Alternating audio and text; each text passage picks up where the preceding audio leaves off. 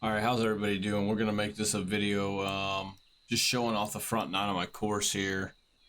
This is pretty much my home course here in Missouri where I live. It's called a course called Seltzer Springs. It's pretty much based off of that. And we are done with the front nine, and we are gonna go ahead and play it for you guys. So let's go play. Playing from the back tees, and it plays about. It, it really doesn't play that much. The front plays about 3,300. So, but we're gonna have a pretty much a northeast wind, which is pretty realistic for this course. And here we go. Number one, par five.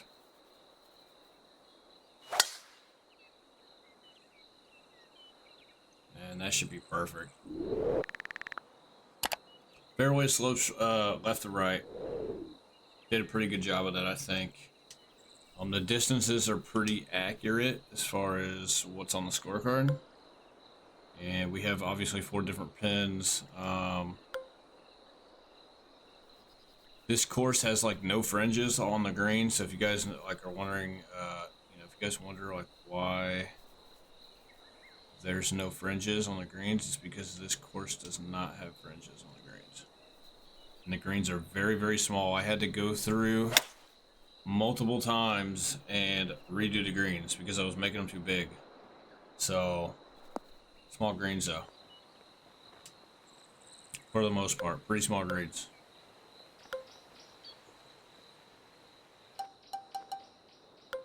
I don't think I can hit the spinner. Wow.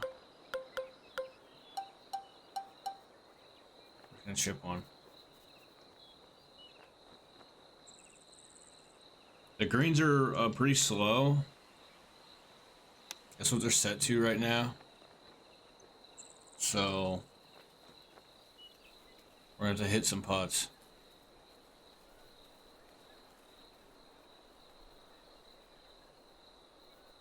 So we don't get par. We should birdie this hole.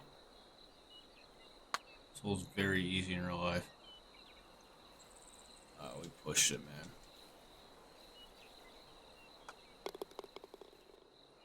Yeah, it's not good. You don't want par on this hole. Next hole is a par 4 over the water, down the hill, back into the clubhouse. And it's the same thing as like last hole for the most part. You just want to get it to the top of the hill. It will run a mile. You usually want to play it over to the left, like what I just did here. Fairway slopes left to right. And I think we set that up pretty well for the most part. And that's perfect. That's literally kind of like what the ball does in real life. I think we did a pretty good job. I've spit so many hours so far on just the front nine. We haven't even touched the back yet. I've been trying to polish basically everything on the front as far as like trees and stuff over here, like you see to the left.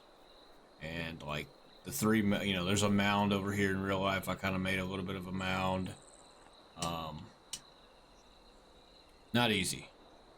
Not easy. We've spent a ton of time on this. Probably too much, to be honest. But let's play this right here.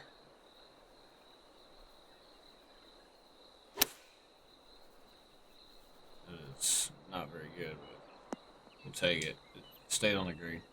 Easy pin location. Seeing like the front of the green. The front of the green has this little swell in it, and I feel like I did a decent job of that. So yeah, I'm hoping. I mean, I'm gonna have my buddy look over this because he's played there a lot more often than I have recently, and I'm gonna see what he thinks. All right, we made our putt. All right, number 3 is long par 3, back-to-back par 3s. Actually, we got another par 3, as you guys can see, down the hill right there. That's the 4th hole. So, back-to-back par 3s. One of the rare courses that probably has back-to-back par 3s. Also has back-to-back par 3s on the back as well. But you guys won't see that till we get there.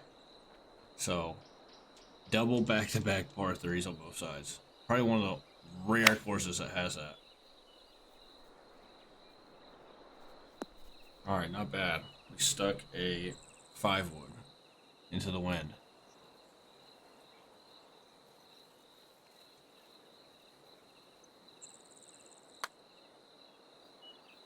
And we got easy birdie. Let's go. Okay, number 4. About a 170-ish par 3. Feel like I might need to change this. So in real life, there is a hump that's in. It's like a big hump that they let grow out. Basically, it's like an island hump in the middle of, what little fairway there is on this hole specifically. So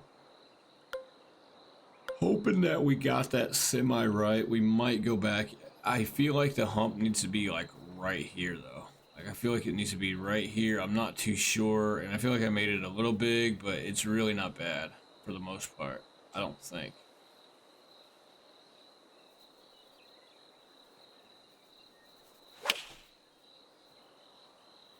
That's so good. If it gets up. Okay, left it a little short. See, and I don't know if this would, and this is a false front a little bit. I don't know if this would stay on the green in real life. Probably not, but I think it's the reason why it's staying on is because I got the greens like really slow. That'd be my only guess. Oh, we just pushed it. All right, par, 1 under. All right, number 5 is the dog leg. We should be playing blue tees. I need to add my other tee. I haven't added the other tee markers yet for this hole. That's why the tee markers are white. But this is the back.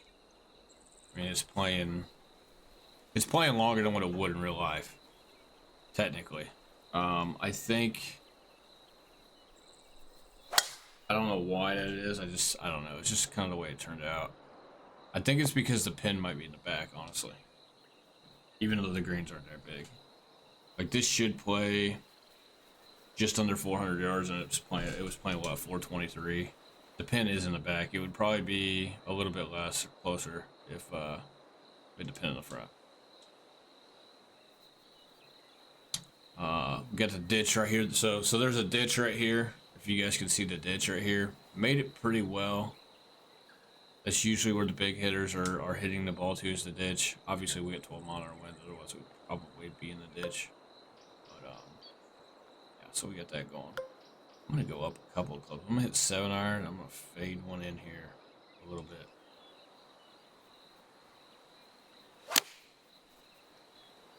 Should be really, really good. And it's below the hole. That's good, because this hole breaks from back to the front. Pretty much almost every green on this course breaks heavy back to the front. You don't ever want to go long on like any of the greens, especially if the greens actually are rolling fast. You don't ever want to be chipping from behind the hole. All right, number 6, short par 4 down the hill. Even made it a little tougher because I really, this tree kind of does stick out a little bit. Last I remember, the only difference is that I kind of put the pins over to the right to actually make you hit a shot. Now you can keep it under this tree limb. You can. You don't have to hit a punch. You can keep it. I'll show you guys. I'm pretty sure you can keep it under this tree limb. If you're hitting, let me see here. If you're hitting 3-wood, I'm pretty sure you can keep it under here. I'll even go right to show you guys. For those people that might be wondering, it's like, oh, can you keep it underneath? Technically, I wouldn't want to hit 3-wood. I don't want to go long. I'm going to take a little off of this, just because we got tailwind a little bit. So you can, okay, it did catch a piece of that tree, actually. I thought that you could keep it under. I was keeping it under it, I thought, whenever I was testing it or whatever. Yeah, fence right. Technically, this is a road over here to the right, like literally right of the fence. I might make a road if I can. I don't know if you can put roads in this. But this whole fence, everything is out of bounds right of that fence. And it is marked as out of bounds on the game right now. So if you go right of that fence, you're teeing another one up, basically. And that's basically how it is on, like on the actual course. So, all right, we're just gonna play that stock 7, draw it into the wind. It's quad perfect. God, the wind's really holding it up. Okay, not bad. Little, you know, another back to front green for the most part. You go back past the hole, you could be putting down the hill on all of these greens. Except for there are a couple greens that are pretty flat. Like number 8's pretty flat. It's pretty flat on my course as well. So you guys should see it here in a couple holes when we get to it. Number 7, easiest freaking hole on the course. It's almost straight ahead, par 4. That's almost drivable, especially when you got this wind. We should be able to get one like really, really close.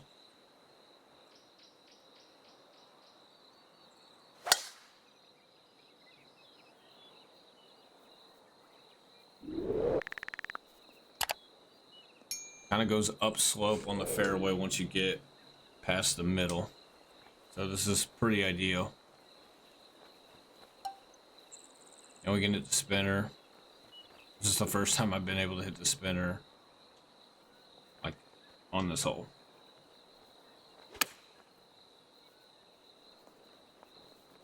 Okay, not bad. A little deep.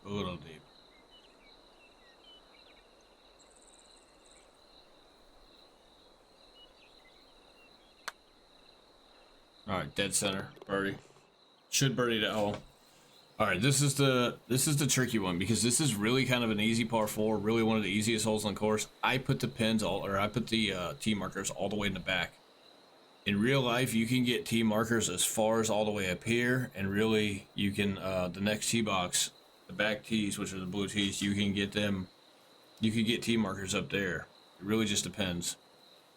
So really on the card, it only plays about 360, but it's playing 460 because I don't know. I'm probably I had to build this in a probably a little bit different way that I wanted to, and then but on top of it, the tee markers are way back. If the tee markers were probably up there on the next tee box, that little small one you see up there, it'd probably be playing like 380-ish. That's probably 80 yards. But I wanted it to play more difficult, so I put them all the way in the back, because this is an actual tee box, and this is pretty much what it looks like. It kind of hourglasses, and then you know it comes all the way back here, you know, into the trees right here. I still got to probably put a couple more trees back behind here. Clubhouse is right there. This hole that's going to be behind me will be 18 coming into the clubhouse. It's also another par 5.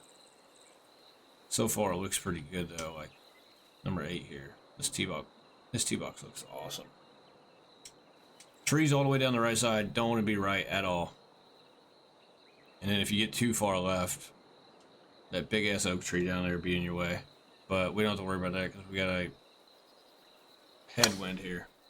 So, and this is pretty much perfect. You just want to cut it kind of just left of the tree line there, and you should have like a wedge into the green, but for this gameplay we're gonna have more because we got a freaking 12-mile-an-hour wind.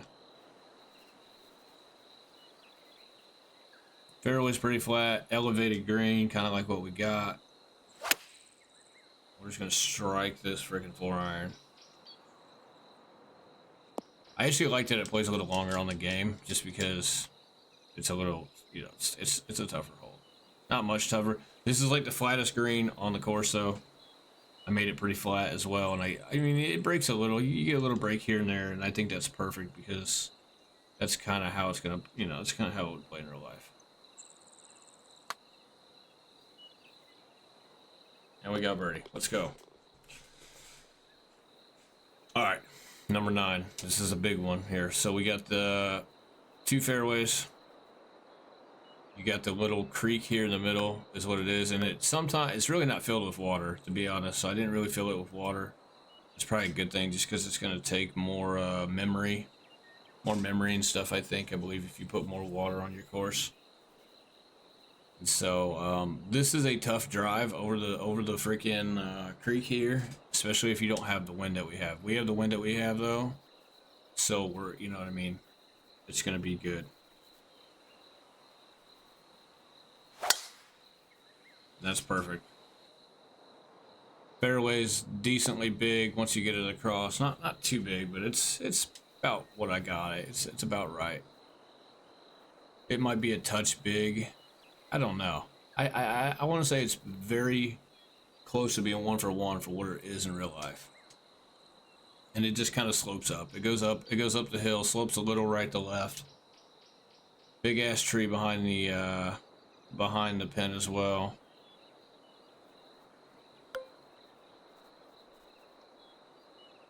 I'm gonna put a touch of forward spin. This is uphill, but we also got wind. And honestly, yeah, it's not uphill that much. The wind's gonna help. We're just gonna fade this gently in there. And that'll work.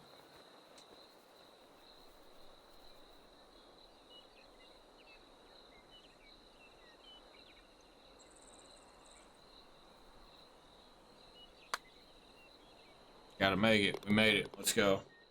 Well, 7 under. Honestly, not that bad.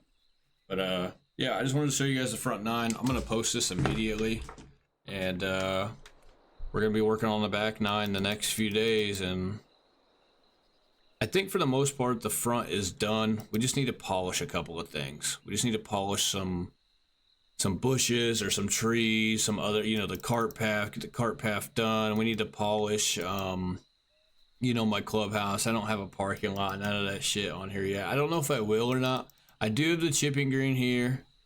I do have the putting clock right here as well. The range. So 10 pretty much goes directly that way. And then the range will pretty much be over here. And actually, this is, hell, this already looks like the range in real life, to be honest. It's really, really close. We won't have to polish too much of the elevation and slopes of the stuff really that much, honestly. It looks very, very good. 10 will pretty much be, so 18, this will actually be 18. 18 will come up this way, because 18 comes from, it goes probably from here to here, around number 7, around number 8.